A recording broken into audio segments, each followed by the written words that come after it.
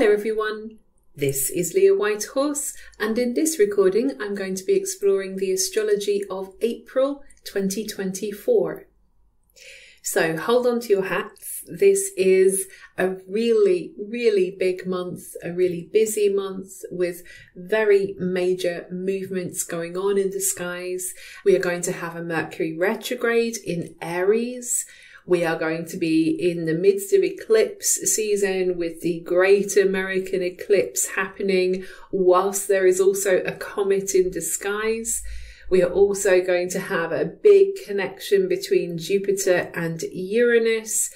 And then we also have Sedna changing signs. So this is massive. It kind of feels like we really need to be paying attention to what is coming up for us on an individual level, but also on a global level, because it feels like there's a lot of stories being set into motion during this month. So as we come into the months, on the 1st of April, on April Fool's Day, in fact, Mercury stations retrograde. I have already made a video all about this transit, so I won't go into it in depth here. I'll just put the link below, or I'll see if I can put it in the video itself. I'm not quite sure how to do it. But anyway, the link is somewhere on here so that you can get a full overview of the retrograde period. But generally speaking, when Mercury stations retrograde, we know that we are coming into a time of review. And the issues we are reviewing, it's in Aries. So this is about how we think, our personal perspective, personal because it's Aries, it's a sign of the self. So how we talk to ourselves, how we are thinking, how we are conceiving of things, how we communicate, how we assert our opinions, our ideas. Do we speak up or do we stay silent? These are going to be some of the questions that Mercury brings up in retrograde motion. And this will continue, of course, for around 3 weeks. The date that Mercury stations direct is the 25th of April. So we are basically, for the entire month, in this process of reviewing with Mercury retrograde. On the 4th of April, the Sun will conjoin the North Node, so it's activating, illuminating our karmic path. The North Node again in Aries, it's showing us that we need to develop the Aryan traits of being confident, of striving to live, to thrive, to push forwards into new territory. It is a sign of the pioneer, the one who goes off into new places and conquers those lands. Yes, I know there's a lot of negative connotations there, but trying to think of the positives. The idea is that this is a sign that is not afraid to go into the unknown. Sometimes we could say that Aries just isn't afraid, full stop, but I think that is unfair because this is a brave sign. You know, if you're not scared of something, then it doesn't make you brave to do it. You're brave when you do something that does scare you, that does challenge you, that could go wrong, that you could kind of fall flat on your face. And so Aries energy encourages us to get up, try again, to keep going, to do what needs to be done, to do what we want to do, to follow that fire, that inspiration. So maybe with the Sun illuminating the North Node, we are getting some kind of important inspiration, some important motivation that is going to throw open this gate, which is the North Node, to our spiritual growth. Now, Venus is also going to enter Aries on the 5th of April. So now we're starting to see a breakdown of some of the emphasis on Pisces. We do still have Mars and, of course, Saturn and Neptune there. But with Venus moving into Aries, we're really now heavily invested in all these Aries themes. Now, Aries is opposite to Libra. Venus rules Libra as well as ruling Taurus. So because she is now in the sign opposite to the place that she rules, she's said to be in detriment. She's said to struggle in this sign. I personally have my own Venus in Aries, and certainly in some ways I can say that there are challenges with Venus in Aries. Venus loves the thrill of the chase and is sometimes less excited about the commitment of a relationship. Sometimes Venus in Aries can kind of burn out very quickly when it comes to whatever she's interested in, not just relationships, but it might be this spark of excitement and you're really drawn to a project or something in your life that seems really interesting, and then the fire just goes out and you're kind of bored of it. So that can sometimes be an expression of Venus in Aries, the shadow expression. But positively, Venus in Aries is about having a brave heart, maybe being brave enough to love yourself first. Self-love, Venus in Aries, the sign of the self, is very, very important. And without self-love, it's very hard to pursue anything in our lives because we feel unworthy of winning or unworthy of happiness. So Venus, when she goes into Aries, is bringing our focus to how can I love myself better? How can I be kinder to myself? And how can I cultivate the enthusiasm to go after those things that stir my heart, that make me feel excited and kind of falling in love with life. Falling in love with life itself can also be an expression of Venus in Aries. And when it comes to relationships, because where Venus moves, she then sort of changes the quality of our relationships and how we engage in our relationships. So Venus in Aries, as I was just saying, she likes things to move quickly. It can bring excitement into our relationships. It can bring a lot of warmth. It can bring some fun. But negatively, yes, sometimes it can bring this feeling of impatience. Things aren't happening quickly enough. So we want to kind of run away or just run off somewhere else. It's more interesting. So Venus in Aries can work in different ways. We could sometimes spend money very quickly, make impulse purchases because we're fired up about something. And sometimes that can be a good thing, you know, to be a little more impulsive than usual, especially if you don't often treat yourself or you don't allow yourself to experience happy things. You know, sometimes we need that sort of, oh, to hell with it, which is very Aries. But the other side of that is if we're spending money that we should really be keeping for something else that's more important, like paying a bill, then we've got to kind of be careful. So Venus in Aries has the positives and negatives as to any placements. But if we focus on self-love, then that is going to really bring out the best of this transit. We then move to this very animated, potent, fiery solar eclipse, the new moon in Aries on the 8th of April. I will be making a longer video about this, which will be available to my patrons and also to my Substack members. But just to set the scene here, you can see from the chart on the screen, you can barely fit all of the planets and asteroids in Aries in this first collective house. By this point of the eclipse, we have Hygeia, Venus, the North Node, the Sun, Chiron, the Moon, Eris, and Mercury, now retrograde, all in Aries. So this is going to fire up your Aries house. Look to your chart to see where this is going on and to see what area of life is going to be affected by this eclipse. The eclipse is directly conjunct Chiron.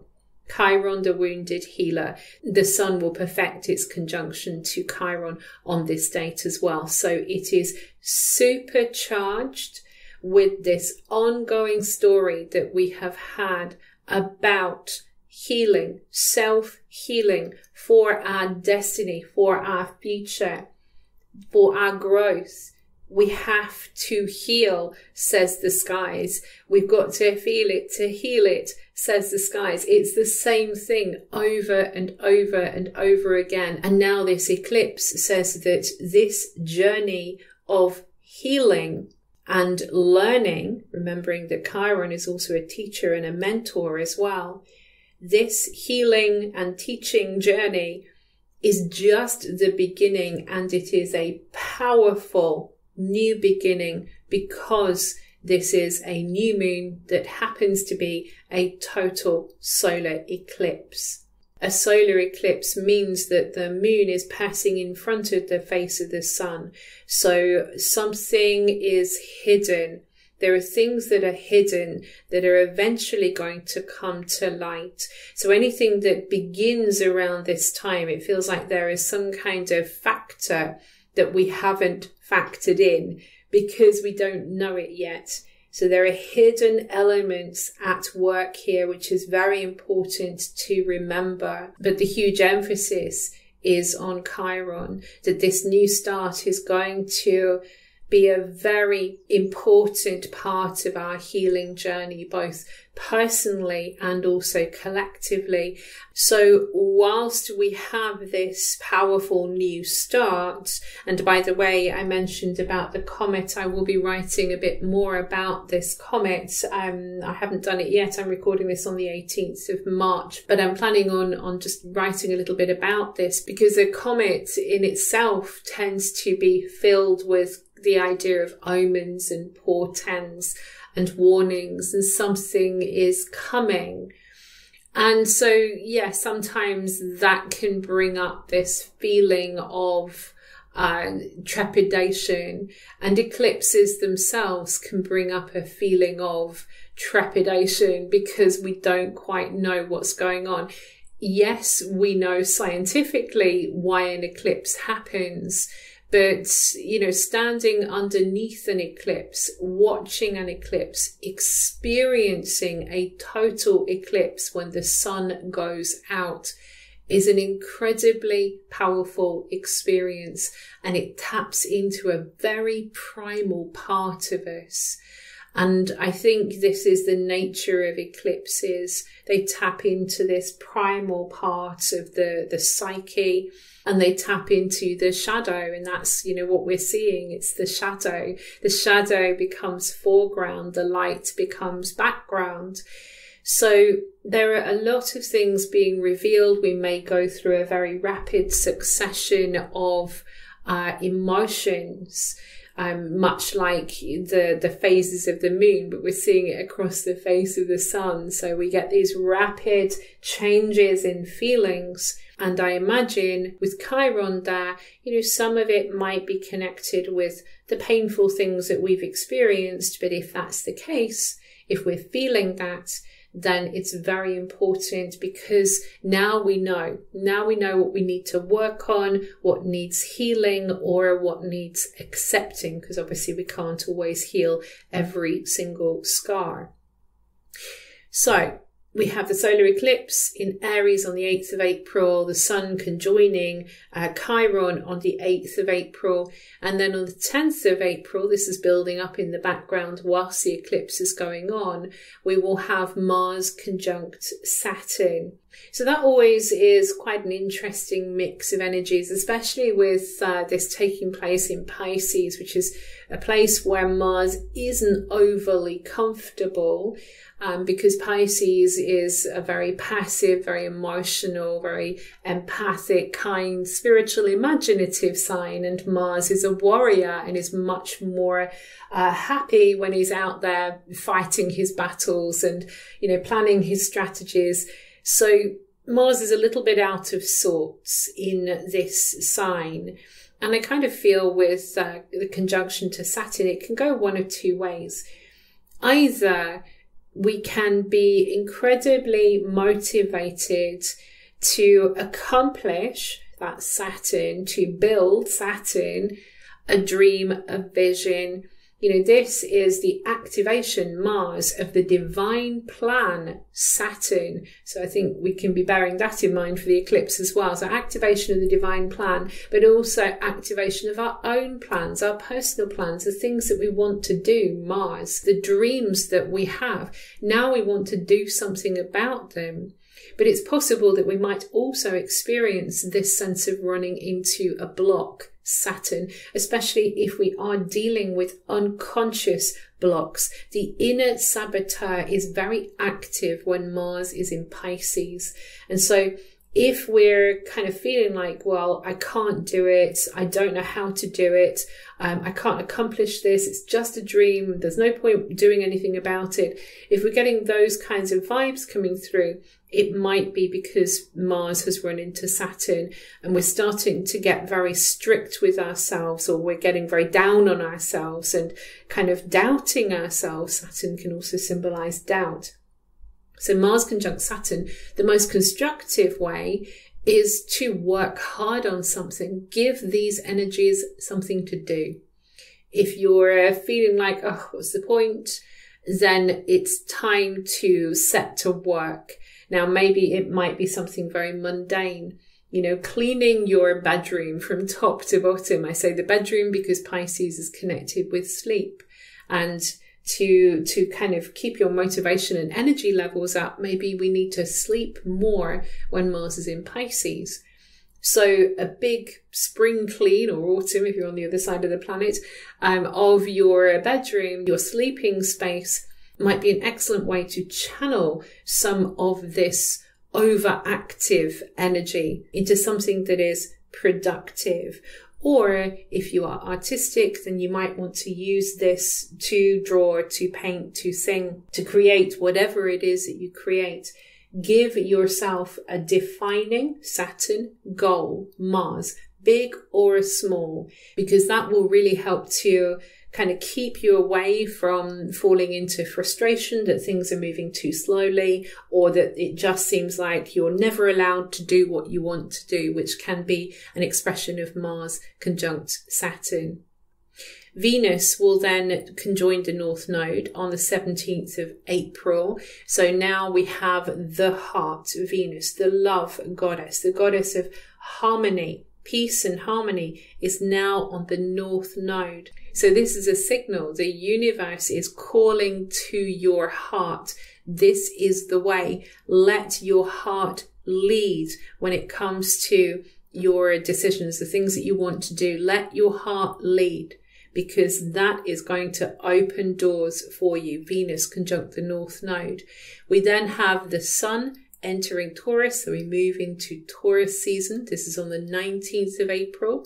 So that will start to just bring some of the emphasis away from Aries, Aries, Aries. It will help to ground us. The Sun in Taurus now illuminates issues connected with our money, resources, finances, and just kind of the basics of life. Taurus is very simple at heart. I'm a Taurus, natal Taurus, so there's a simplicity to Taurus. It kind of says, do you have enough food? Do you have a roof over your head?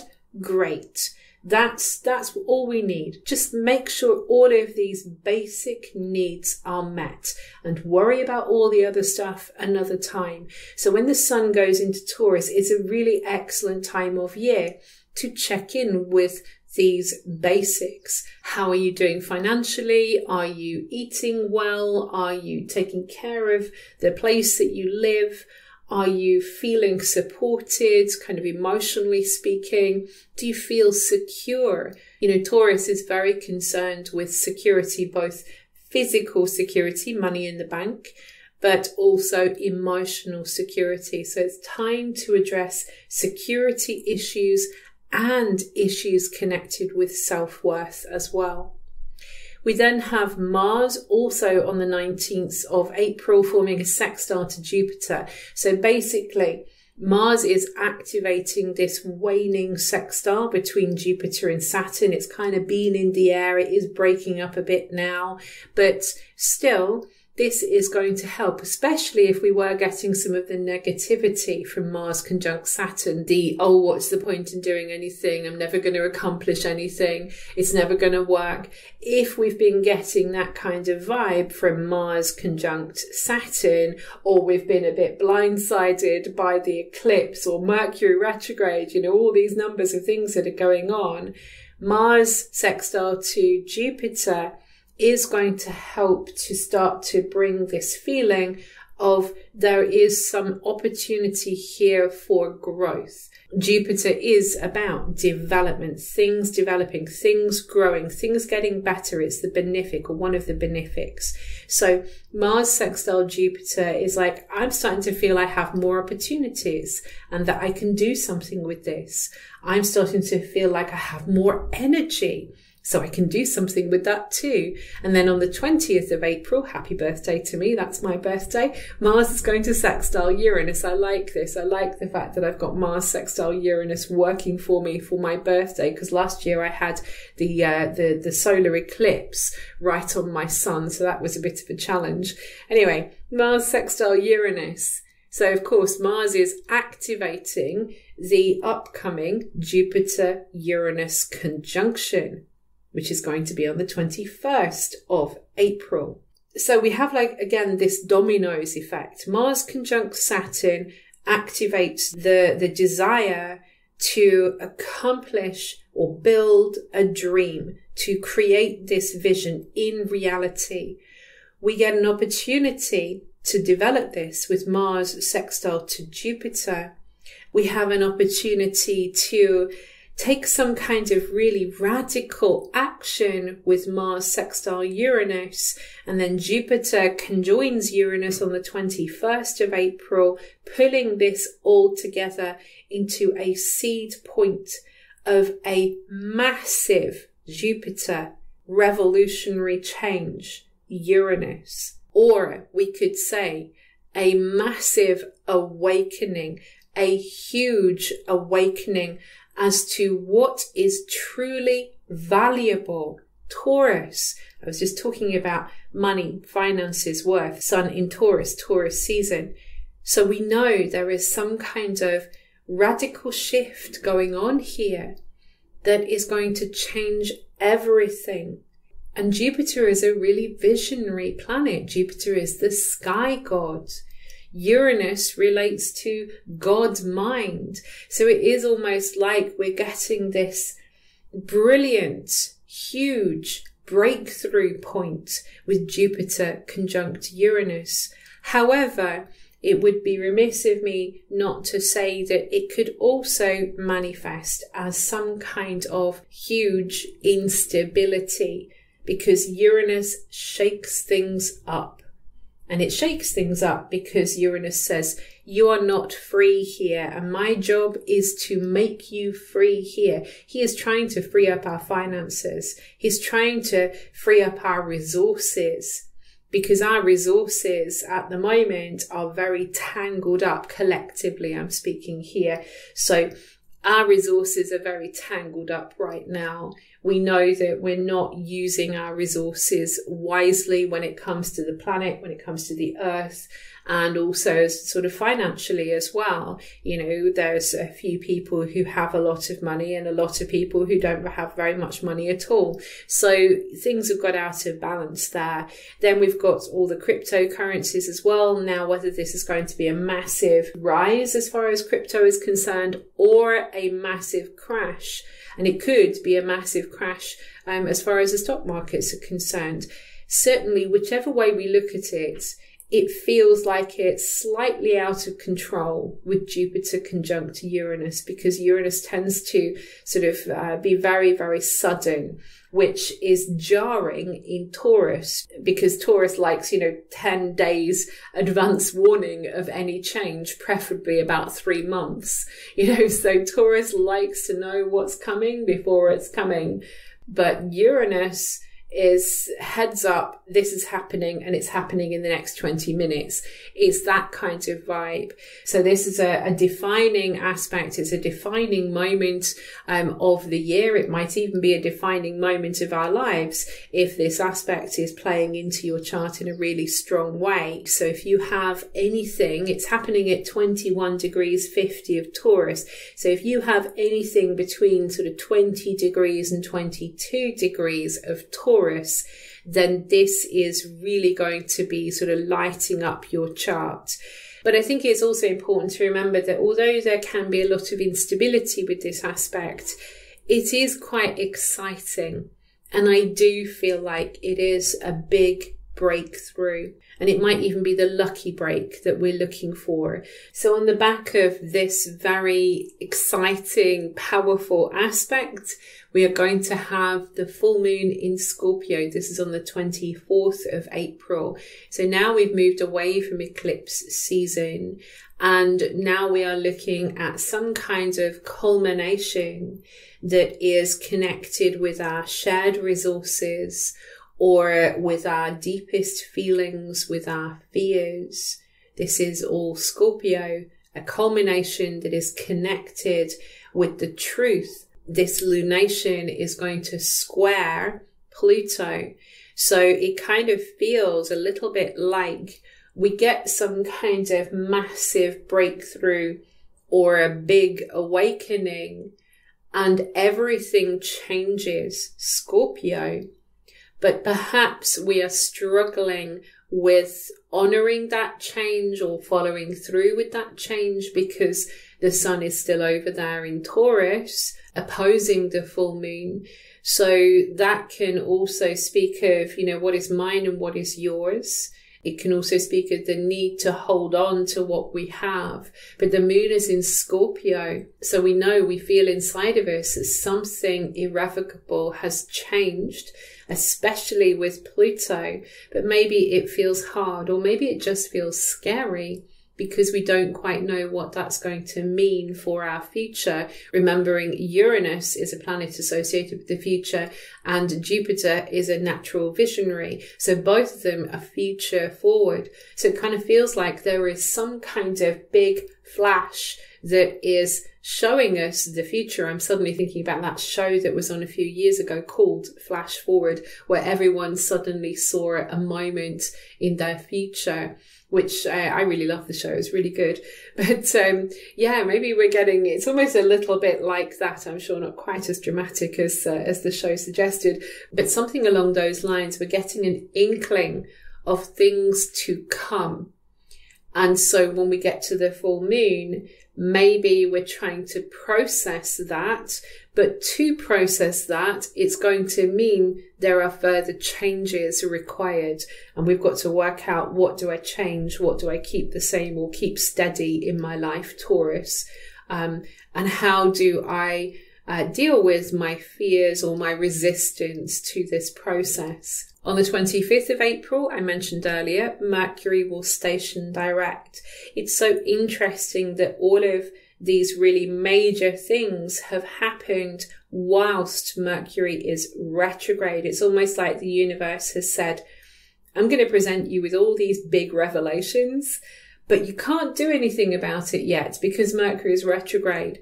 I'm going to just hold you back for a moment so that you can have time to process this, to really decide what it is that you want. Because with Mercury retrograde in Aries, I was saying earlier about our wants and our desires and so on. Maybe what we want at the beginning of Mercury retrograde is not what we want by the end of Mercury retrograde, especially in light of the solar eclipse and Jupiter conjunct Uranus. So there's a lot of big changes basically that are coming through. And now we are tentatively ready, Mercury stationing direct. We're tentatively getting ready to start to put some of what we have learned into motion. But just remember, there will be a shadow period as well as Mercury comes out of this retrograde, and that will last up until the 13th of May. So you don't have to do everything at once. It's just gradually beginning to put into practice or put into motion the things that you have realized whilst Mercury was retrograde. On the 27th of April, Sedna will enter Gemini. So she's going to get off that 29th degree of Taurus. That's been another factor, I should say, as well. Whilst all this has been going on, Sedna has been preparing to move out of Taurus. So giving us the last messages that she will ever give us in Taurus.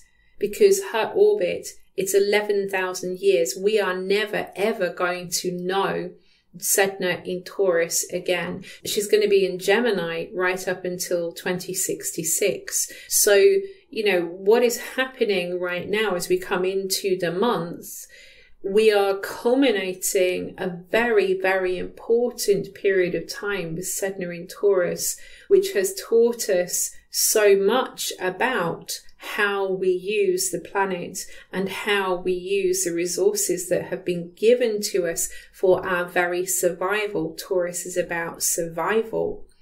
So Sedna is now going to move into Gemini, and now we begin a very long story about the evolution of consciousness. Sedna is very impersonal. Even when she touches our personal planets, I actually have Sedna directly conjunct my sun in my natal chart. And yes, there is something almost untouchable about that aspect, that it's very hard to perceive her, although sometimes I have a sense of almost like looking through her eyes. It's a very weird feeling, a kind of feeling of being very, very far, far away, which normally Sedna is far away from us. She's actually closer to us now than she has been for a very, very long time. She's not at her closest point for many, many years, but still she is closer to us. So we're starting to kind of get more connected with what she is asking of us. And as she goes into Gemini, she is showing us we are going to change in ways that we can't even imagine as far as the idea of consciousness, communication and connection is concerned, maybe even with the idea of neighbors and brothers and sisters. I'm thinking a great deal about the technology, the tech that is coming, the brain chips and all this kind of thing. Sedna is going to continue forming trines to Pluto up there in Aquarius. So that in itself is going to speak a lot about very potent changes as far as our society is concerned and how we connect and communicate with one another. This is going to change with Sedna going into Gemini. And whilst Pluto in Aquarius speaks of how we will question what is human, what is human? What is it to be human? Sedna in Gemini will question, what is it to think? Where do these thoughts come from? What is consciousness? How can we nail this down? How can we truly understand this? Because right now, it is still not really understood what consciousness is. But I feel Sedna in Gemini will eventually solve that problem. And of course, coming with that then is how we can then move consciousness from one body to another, or from a human body to a robot body. And then there's the idea of the robots becoming conscious. So you can kind of see where this is possibly headed. But let's just come to where we are. Again, the idea that what we know is going to be altered, because that is our evolution. It is our evolution to grow here now in Gemini territory, in Gemini land. And we're going to find that there are connections that we never saw before, whether it's to do with our neurons in the brain, or whether it is how we just connect with one another on a sort of normal human level. This is going to be radically overhauled while Sedna goes through this sign. The end of the month we have on the 29th of April, Mars will conjoin Neptune. So maybe, yes, we need some time to absorb all this that's happened to us, because Mars-Neptune can sometimes feel very tired. But at the same time, Mars is animating, stirring, enlivening this sense of spiritual connection, the desire to feel that sense of connection to each other, but also to, the cosmos, your deity, whatever you personally believe in.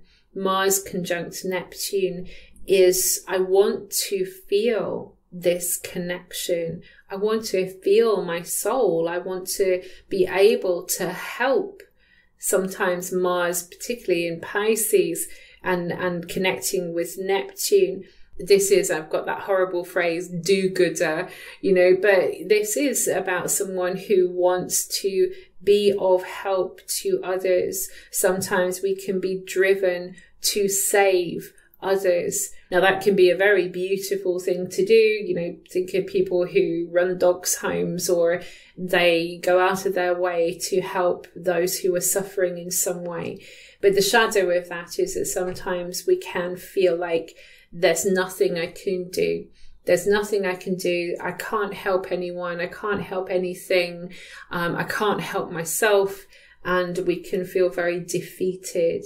So if any of those kinds of feelings manifest around this time, it is perhaps about just a reminder to the self, okay, Mars is conjunct Neptune. Sometimes we don't want to do anything, and that's okay. Maybe, it just means that you've just got to allow your energy levels to recuperate, which means just do something quiet, do something creative, go for a walk somewhere in the countryside, or by water, by the canal, by the river or the sea. Give yourself some quiet time. Sometimes Mars can feel very noisy. So give yourself some time to retreat, some time to rest and recover. And then you will start to feel those stirrings again of what is truly meaningful, which is also Neptune. So activation of what is meaningful is Mars also conjunct Neptune. We then have Venus going into Taurus. This is the 29th of April. So, of course, now Venus is feeling so much better. She's got through all that stuff in Aries.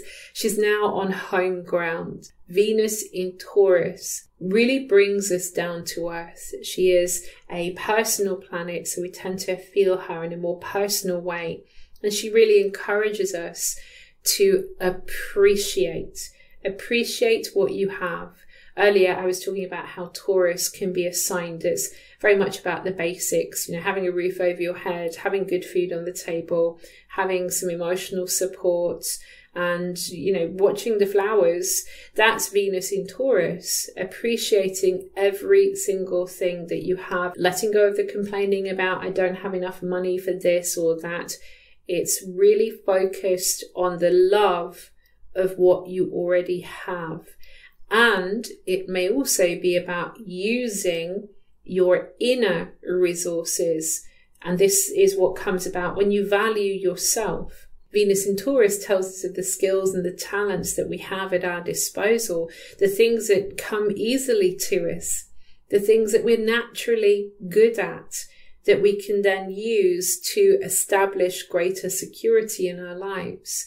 And when it comes to relationships, Venus going into Taurus tells us that it is the simple things that are going to forge a deeper connection, to cook your partner their favorite meal, or to, go out for a meal together, spend a little money on one another if you have it to spend. And if you don't have the money, then a cheap picnic in the park, anything that brings you together to have quality time,